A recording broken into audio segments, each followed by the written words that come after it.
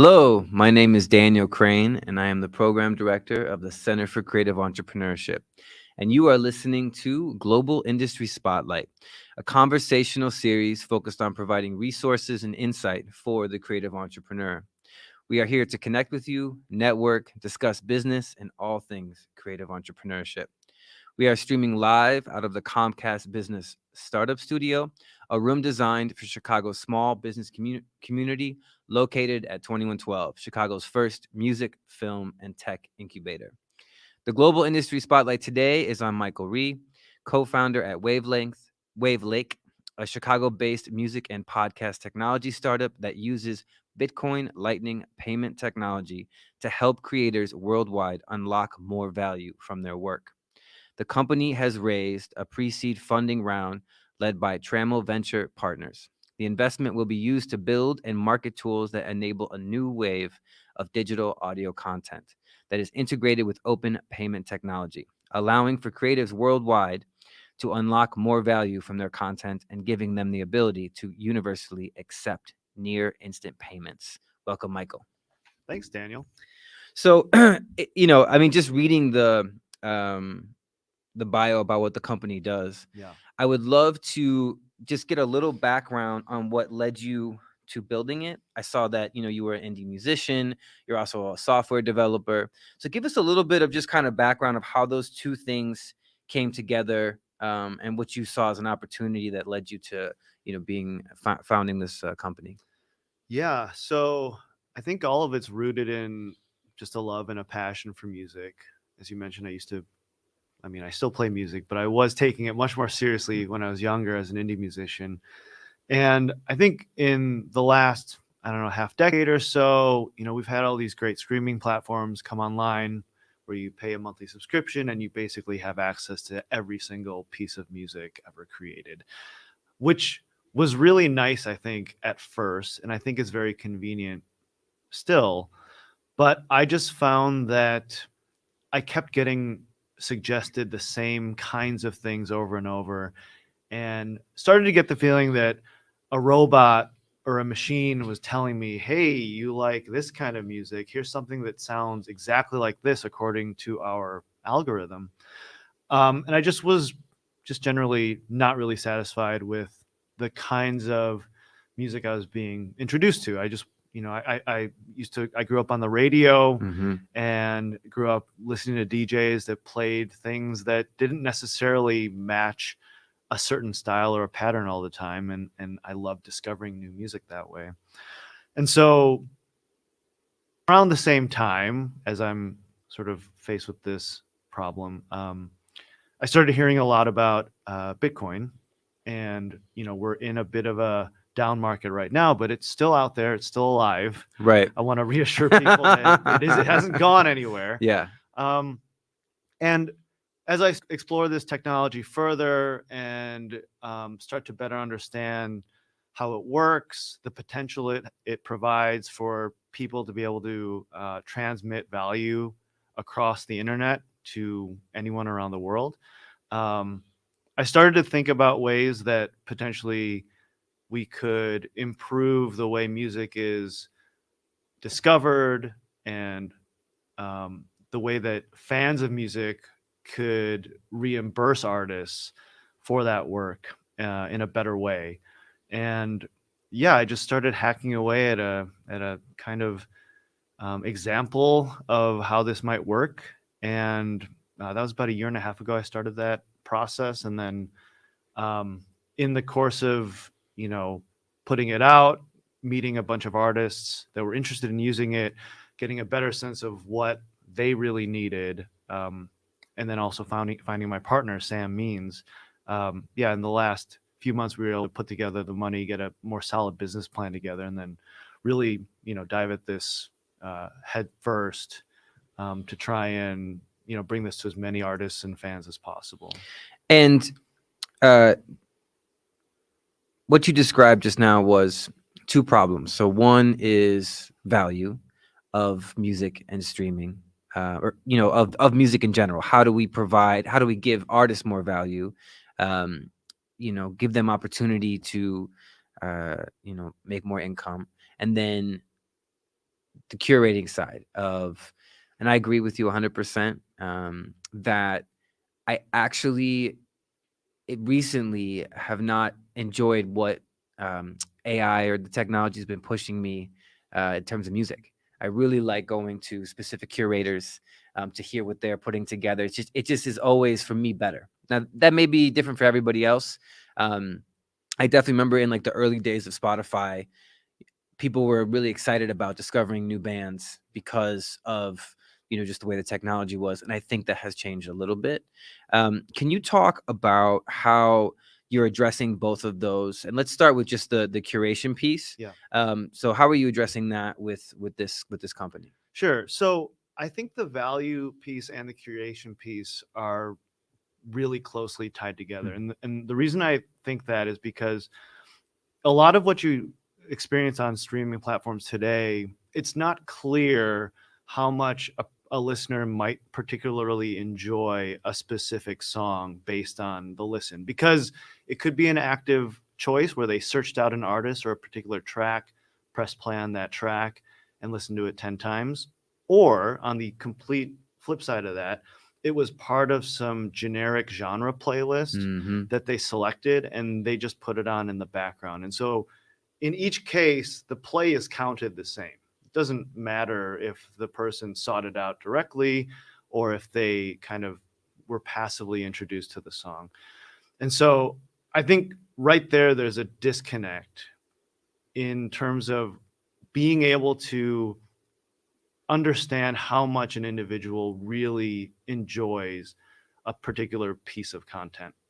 And so what we're trying to do is, with all this electronic digital payment technology that is native to the internet, and this is Bitcoin that I'm referring to, we're able to use that information in a way that's much more reflective of what a listener actively values. And so what we're encouraging listeners to do is if they hear a track that they really enjoy, to just boost it with a small Bitcoin micropayment on the platform. And so what this enables us to do is not only enable a direct value transfer from a fan to an artist, but we can also use that data to figure out what people are actively interested in listening to and hearing again, and use those data points as a way to recommend the music that's most popular on the platform that other listeners like yourself are actively supporting, to get a clearer signal as to what people really enjoy as opposed to are just being sort of exposed to. Yeah, that's great. I think you did a great job in explaining that. So if I'm listening on your platform, and I I actively find an artist, and so did the artist sign up to use your platform? So it's not like a third party integration. It's actually they're signing up. They have an account. Walk us through Yeah, that. sure. Yeah. So I'm an artist. I want, I'm interested in using your technology. Tell me how I, sign up, and what should I expect? Sure. So it works a lot like any kind of podcast distribution or music distribution service works today, where you have an album, or let's say you have a track that you want to publish out to the world. You go to our website, studio.wavlake.com. And once you have an account, you can go through the process of uploading that track, adding whatever metadata about the track you might want to add, things like the title, the name of the artist, what album it appears on, the order in the album it appears on. And then you upload the file, and then we basically package that all up and broadcast it out to the world.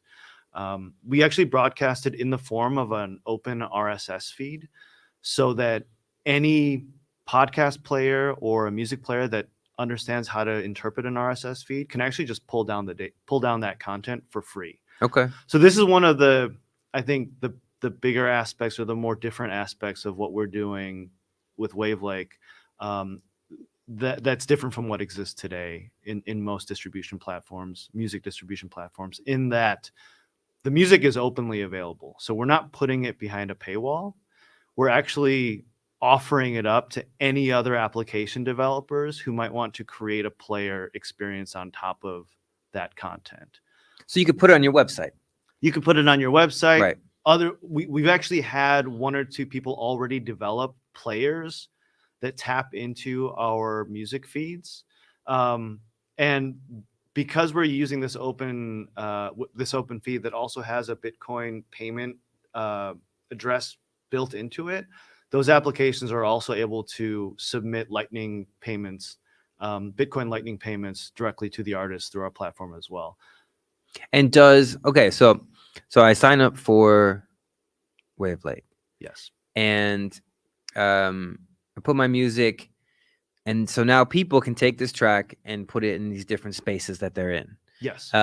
And once you play the track, it suggests, if you like this track, send us a Bitcoin payment.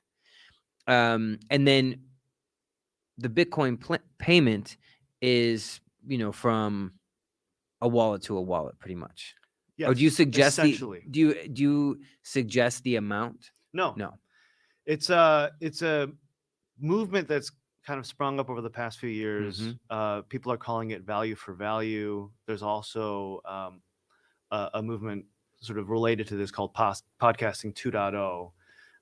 And the whole premise of this is we put out our content for free. If you like it, throw us a small payment, or a payment of any kind, any size for that matter, if you appreciate it, in order to help keep it going.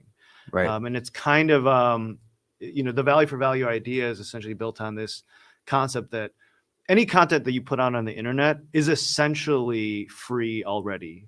It might be on a subscription platform, or it might be behind some kind of a paywall, but ultimately any data on the internet is infinitely copyable at zero cost. Right. And so I think this is something that the content industry in general has just been struggling with. I think over the past decade or so, is figuring out, how do you get people to see new content and discover new things, but how do we make money? How do we make a return on Right. the investment and the work we're putting into this content? And I think it's I don't know if there's a clear answer to that right now, but we do know that there are super fans of artists and other creators out there that are more than willing to pay for content that they really enjoy and they really love and they want to keep supporting.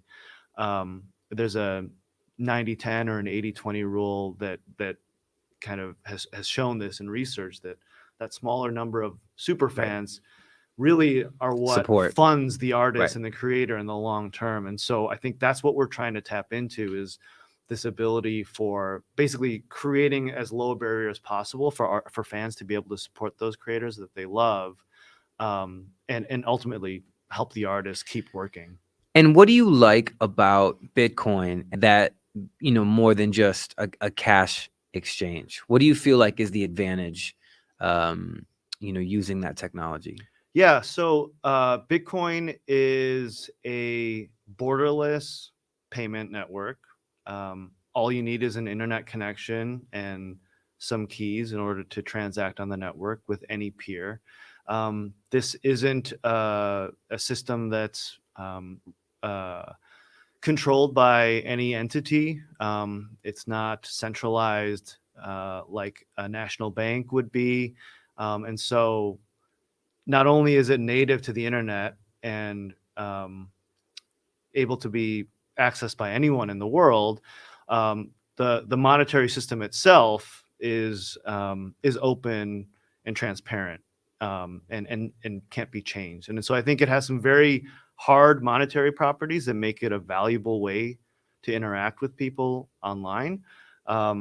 And then it's also native to the internet. So as a developer, it gives us a lot of features that typical banking applications can't provide in terms of interoperability. This is I love this. Okay, so now we're getting into it. So as a developer, right, Bitcoin is preferred. Can you expand on that a little more? What are some of the things that you feel are a big advantage when you're developing technology and using Bitcoin? Yeah, sure. So, one of the initial things that I found out in developing Wavlake was that we had, our our users' accounts were immediately interoperable with any other Lightning application because it's an open standard.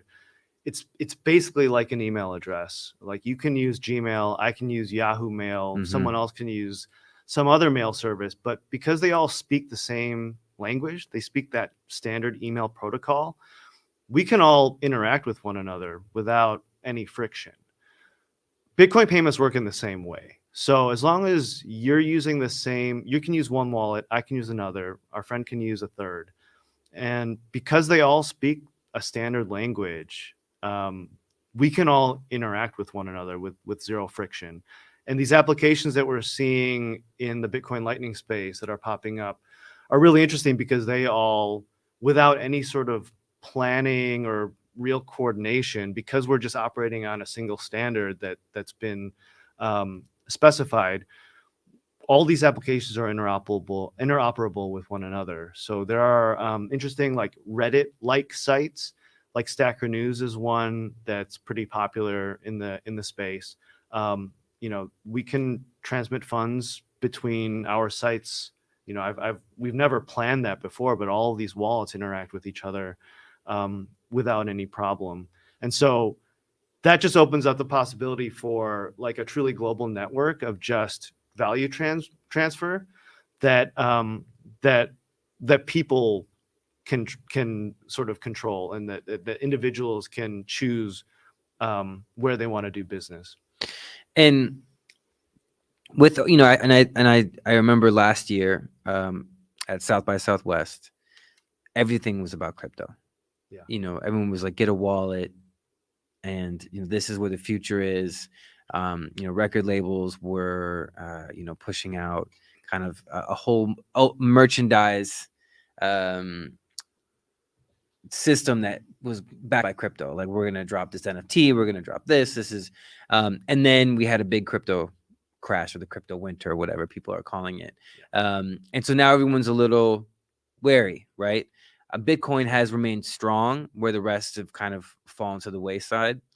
And I think it's, a lot of people compare it to the dot-com bust, and how, things have, this is like a natural cycle of technology. How are you able to explain to people that, like you just said, crypto's not dead? And where do you see kind of like, okay, so that we had this big crash, but this is really the application. Like, I almost feel like sometimes when things fall apart, truths are revealed, right? Yeah. About what it can do and what it's not able to do. Yeah. So can you talk a little bit about what you've seen in relation to your business? Sure. Yeah. The broader sort of quote unquote crypto space is going through a winter right now. And I think it's because of what you described. There was a big rush of sort of hype and like frenzy and just mania over things like NFTs and just blockchain, Top Shots, like all of these different collectibles that I think had their moment, and then people soon realized that there wasn't much sort of behind any of that. I think there potentially are really strong, powerful use cases buried in there somewhere. I don't really think we've discovered them quite yet, but I think it's a process. Right. So it's a process of like figuring out what works, what doesn't. Right, of course.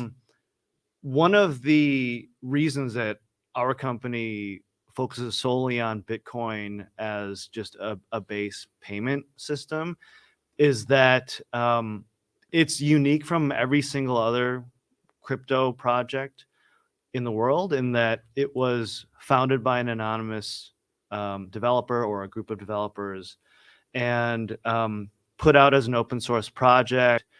It wasn't funded by any sort of investment fund. Right. There were no like tokens that were sort of distributed ahead of time before a public release. It kind of had And it sounds crazy to say, but it kind of had an immaculate conception, so to speak. It was the first one to really solve a number of different problems for a truly decentralized payment network.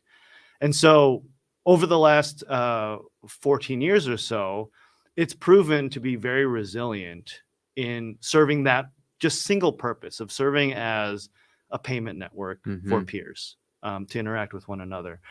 And so when I look at all of the rest of crypto that's out there and the different tokens and NFT projects that go out there, you know, I wish all those projects the best of luck, but I still think that the incentives aren't really transparent or aligned with the users that they're trying to sell these projects to. I think ultimately you have these, you know, people who are investing in or betting on a project sort of like catching on with the public and then being able to cash out quickly, whereas Bitcoin doesn't have anything like that, that people can get the rug pulled out from under them like those other projects are. So yeah, I would encourage people to just read Bitcoin. Fidelity actually has a great paper about Bitcoin called Bitcoin First and why they see it as distinct from everything else in the crypto universe. Interesting. And so yeah, it's a very long sort of process of learning about it. But that's, you know, because of those myriad reasons, that's why we're focused on Bitcoin. That's why I think it has a strong future.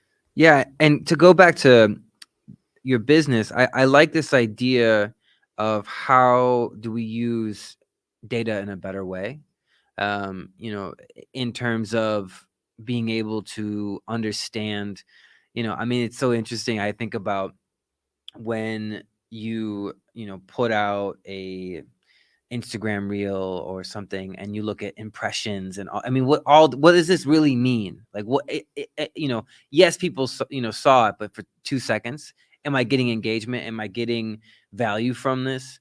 And I think that's going to be a really important piece of just the industry moving forward of where is the real value, right? I mean, you know, yes, you can have tons of likes, but are you having an exchange? A real exchange. And so one, I can definitely see how your technology can address those issues, which are big issues. I mean, you know, massive issues, I think, with a lot of the platforms that are putting out content or putting out music. Yeah. If I could just piggyback on that, you know, I think everyone now is aware of the fact that all the free stuff that we use, you know, we pay for with our attention. Right. And oftentimes that attention, like the price of that is being advertised to incessantly. You know, and I think that's one of the things that we'd like to disintermediate from the process of enjoying things like music and enjoying things like podcasts or anything else online, is that, you know, if I can just take away, you know, the sort of the payment for this content with my attention and pay for it directly using like a micropayment, then that might give me like a much better experience and also be a clearer way for an artist and a creator to earn money for their work.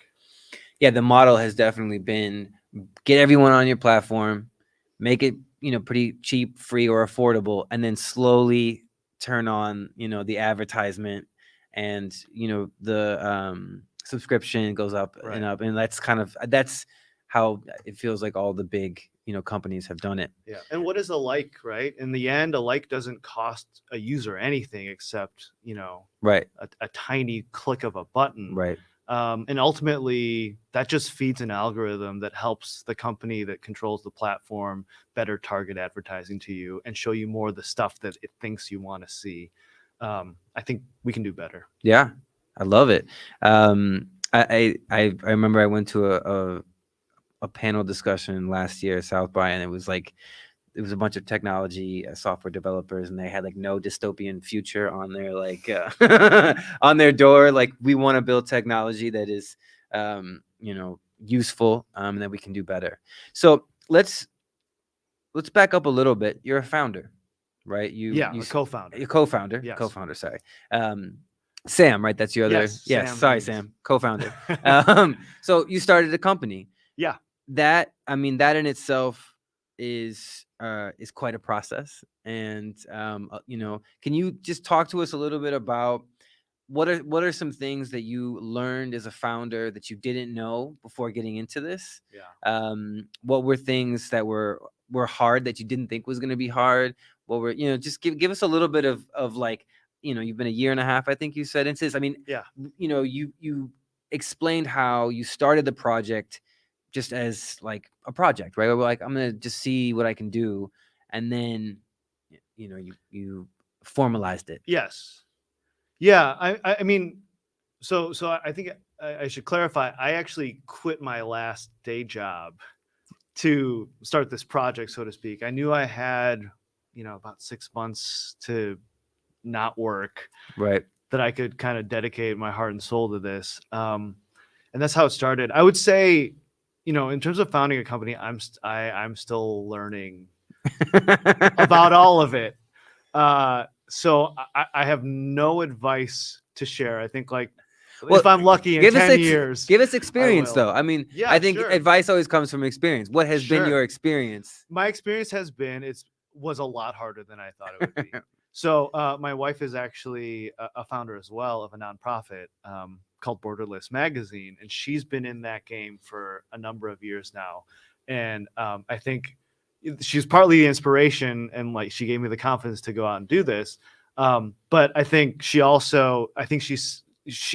said to me a number of times, like, I don't like, or she knew I didn't know how difficult it would be, just in terms of, especially when you're starting out, you have to be every single job within the company, be it accounting or like just management or admin, like basic admin stuff, not even just software development. And then there's marketing and product and all that. And then fundraising was another thing. So, I would say it's been much more like mentally consuming, all consuming and stressful than I thought it would be. Right. I mean, I knew, you hear people talk about this and they're like, it's hard, but I don't think I really was prepared for how difficult it would be. But I've had a great support network of like my family, my friends, and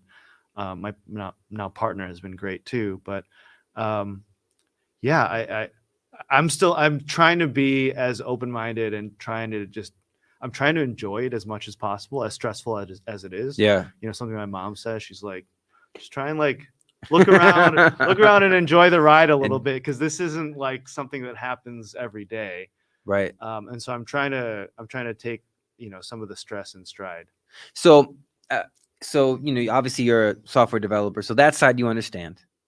Fundraising is was new. That's new. Yeah. But you, it said that you did raise money. So congratulations. Thank you. That's a check.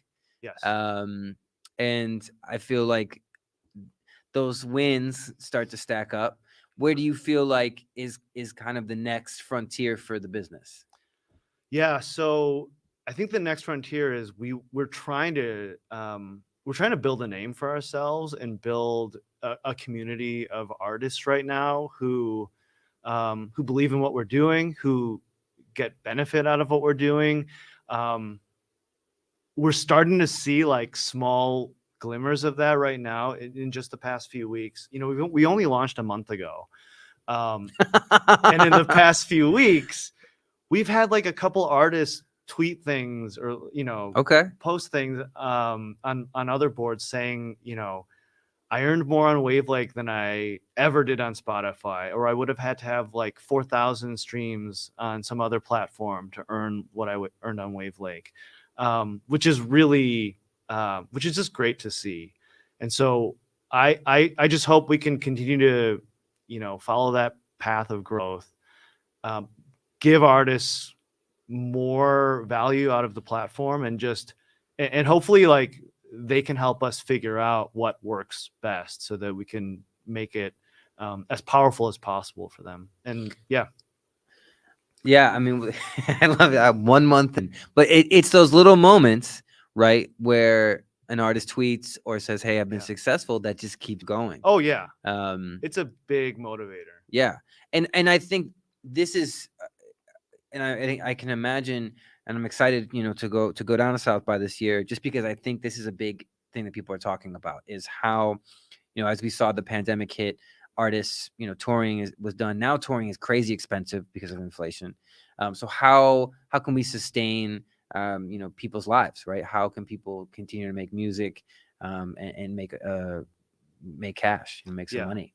And how do we lower those barriers where people aren't taking a bunch of cuts, so that by the time the money actually gets to the artist, it's not, usable, Yeah. really. What's clear to me right now is there just seems to be a lot of dissatisfaction across the industry. Mhm. Whether you're a giant streaming platform or a stockholder in one of those platforms or an artist on one of those platforms or any sort of representative, across the board, I think people are realizing that the system doesn't work, that what we've built, there are some flaws, and there are people that are getting shortchanged, and something needs to change, and that's why we're here. Yeah, absolutely.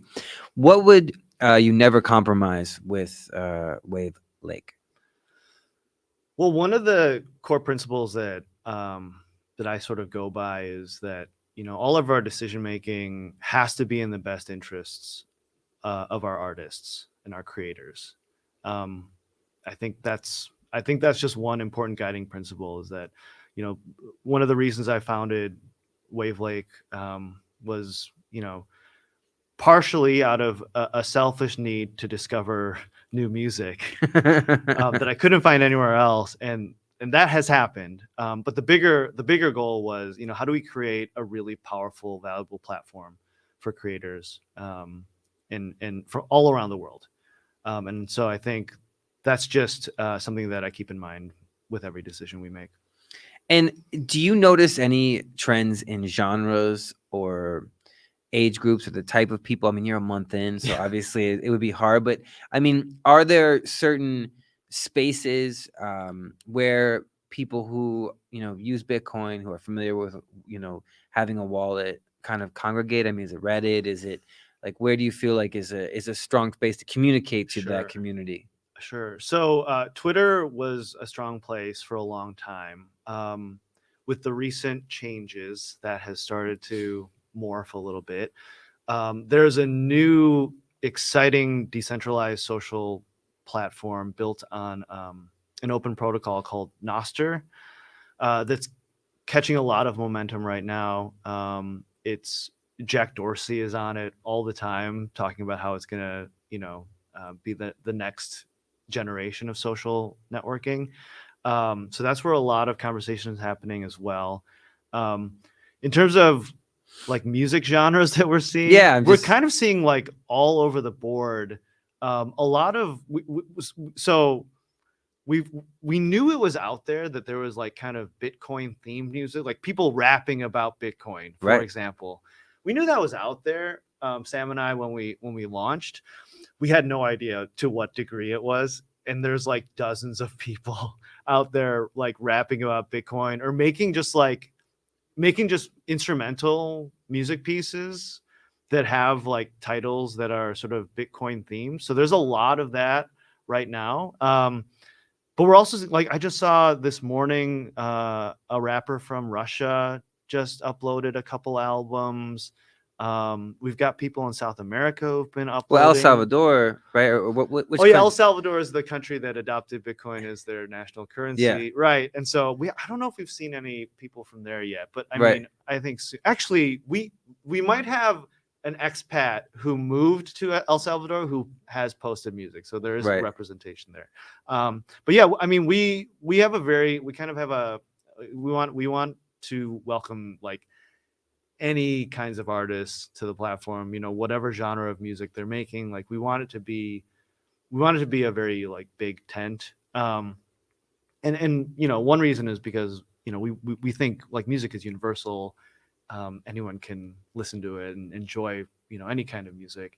But we also think this is a great way to introduce people to Bitcoin as just like a tool Right. that can be useful to them. And one way to do that is to like talk to people endlessly about how great this is and about like philosophy of Bitcoin and like how the right. blockchain works and all that. I mean, that's one way.